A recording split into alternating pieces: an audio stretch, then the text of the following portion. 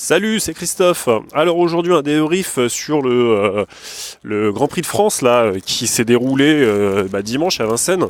Euh, Magnifique course, hein, franchement. Oh là là, les trotteurs là, les grands trotteurs là en ce moment là, ils sont vraiment en train de nous faire plaisir, hein, parce que franchement on a eu un prix d'Amérique de toute beauté, avec vraiment du suspense quoi. Enfin voilà, comme on aime quoi. Et puis un Grand Prix de France, waouh quoi. Bélina Josselin là, elle est sortie elle est sortie d'une. On a l'impression que tu sais, genre elle avait une rampe de lancement là, tu sais, à la sortie du tournant final, que Bazir il appuie sur un bouton et puis qu'elle est partie, là comme Apollo, la fusée Apollo là. Enfin bref, franchement magnifique ligne droite. D'ailleurs des grands favoris quoi. Franchement. En fait c'est là qu'on voit, si tu veux, qu'à un certain niveau, le driver il fait carrément toute la différence. Parce que tu sais, les chevaux se valent en fait. Ils tournent dans les mêmes réductions kilométriques quasiment. Et franchement, c'est vraiment la drive. C'est l'expérience. Ce savoir bien se placer, que bien connaître son cheval, c'est ça qui fait toute la différence. Parce que globalement, tout le monde prépare quasiment. Moi, je te parle vraiment des grands favoris de ce genre d'événements. Ils préparent tous ces courses-là, tu vois. C'est les gens qui disent c'est un engagement visé. Bah évidemment, Grand Prix de France, qu'est-ce que tu veux que ça soit d'autre? C'est forcément un engagement visé. À part pour Timon Eck qui se fait juste plaisir, les propriétaires ils se font plaisir et puis c'est tout quoi. Enfin tu vois. Mais bon. Donc sinon, je voulais juste revenir là-dessus parce que bon déjà franchement on a une superbe course. Après, moi, ce qui me fait un peu marrer, c'est que sur les réseaux sociaux, les gens, ils s'écharpent à savoir si ça va être Bold Eagle, Bélina Josselin, Propulsion, je sais pas qui va gagner, mais de toute façon, qu'est-ce qu'on en a à foutre? Parce que le tiercé, il a payé 18 € quoi, dans l'ordre. Franchement, c'est ça que tu cherches, toi? Avoir un tiercé à 18 €, sachant que t'as certainement fait plusieurs tickets. Et j'en parlais en fait justement là à 5 minutes avant le départ. Je disais que ce genre de course, il fallait ou laisser tomber, juste la regarder, mais tu vois, pas parier dessus,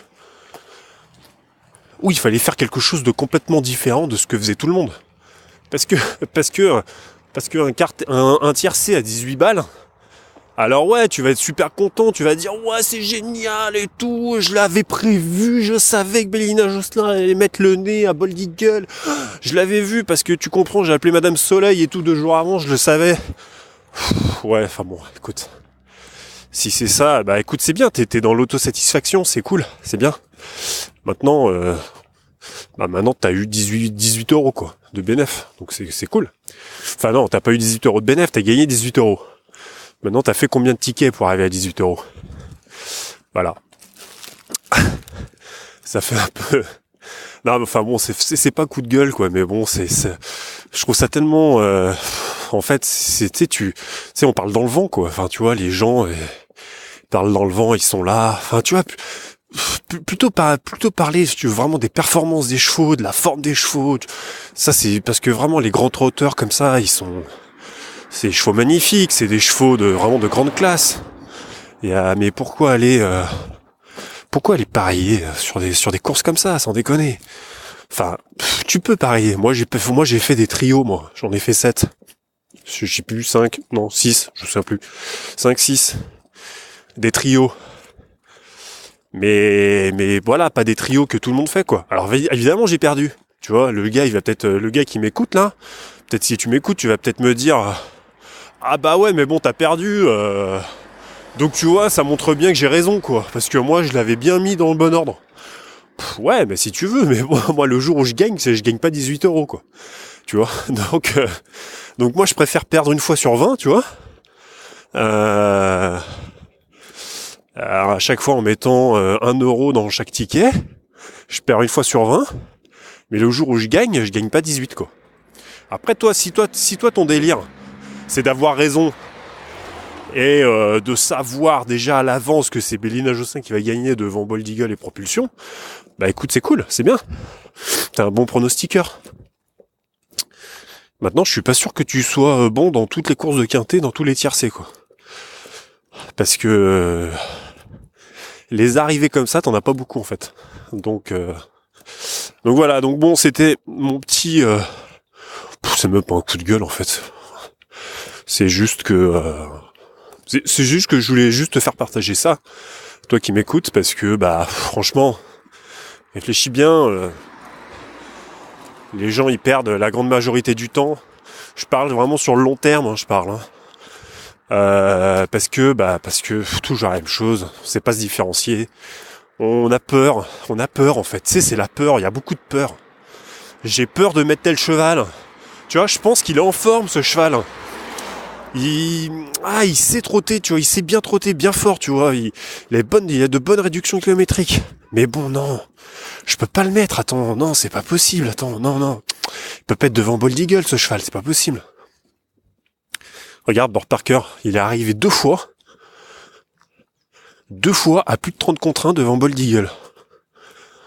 Tu vois ? Ça montre que c'est possible, tu vois ce que je veux dire ? Ça montre que c'est possible. Rien n'est impossible. Rien n'est impossible, surtout dans le monde du turf, dans le monde des courses hippiques, je veux dire, tout est possible. Regarde, comment il s'appelle là, Royal Rock hier. Alors voilà, là on est mardi. Hein. Donc hier il y a eu un quintet de trop évidemment à Vincennes, et c'est Royal Rock qui a gagné à 70 contre 1. Il a gagné à plus de 70 contre 1 le canasson. Et en fait, évidemment, après coup, tu te dis, ah mais ouais, mais en fait, j'aurais dû le mettre. Mais oui, mais non. C'est pas comme ça qu'il faut réfléchir. C'est pourquoi il a été délaissé, ce cheval.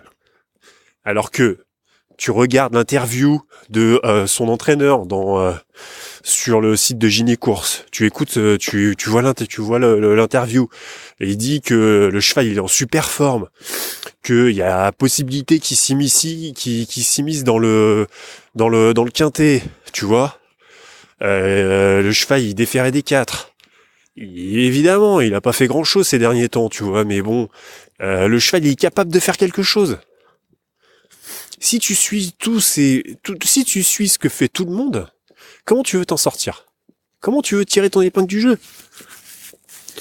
Ou tu gagnes et tu vas ramasser toutes les miettes que tout le monde va se ramasser, ou de toute façon, il faut que tu aies une vraie méthode, il faut absolument que tu trouves une vraie méthode pour jouer, parce que sinon tu n'y arriveras pas.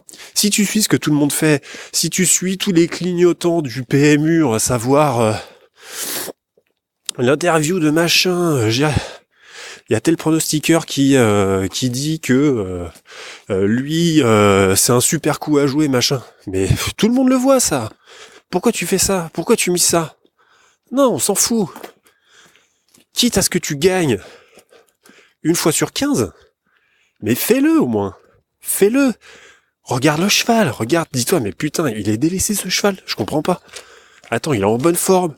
L'entraîneur, il l'engage pas pour rien, il vient pas à la course juste pour prendre des photos de l'hippodrome de Vincennes. Tu vois ? Ok, il a pas fait grand chose, mais qu'est-ce qu'on s'en fout ? C'est pas grave. Les stats, ils te sortent des stats. Ah oui, alors sur ce parcours, il est à 0 sur 5 en niveau stats. Non, on raye. Mais putain, mais on raye de quoi ? Le cheval est en super forme, il y a un bon engagement. Je veux dire, c'est quoi le problème ? Tu vois ? Donc vaut mieux que tu fasses ça plutôt que tu mises sur tout ce que fait tout le monde. Voilà.